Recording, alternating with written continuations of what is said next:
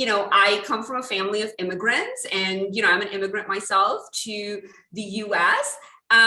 The notion of censorship resistance, I remember hearing stories of my family, being displaced, during the partition, and Yeah, literally, family members talking about how overnight they had to make a decision about leaving their home and everything they own, and, putting, absolutely. my great grandmother saying, I put on every, piece of gold jewelry I had, the clothes on our backs, and everything was left behind.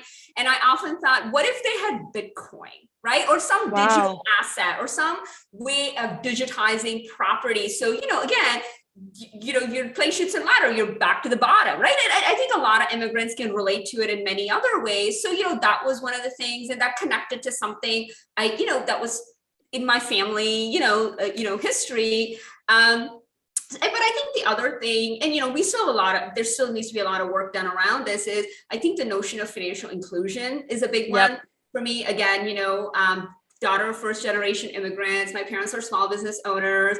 I remember Simi going to the bank with my dad, when he used to go make his deposits or whatever.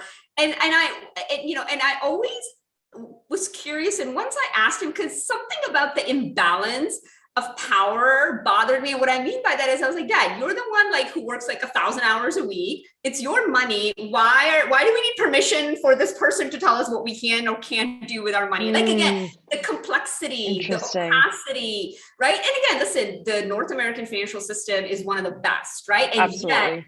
it still keeps a lot of people out. Now you take the macro view of the world where that access isn't Much more there. limited. Yeah. Right. So how can these new technologies kind of help leveling the playing field?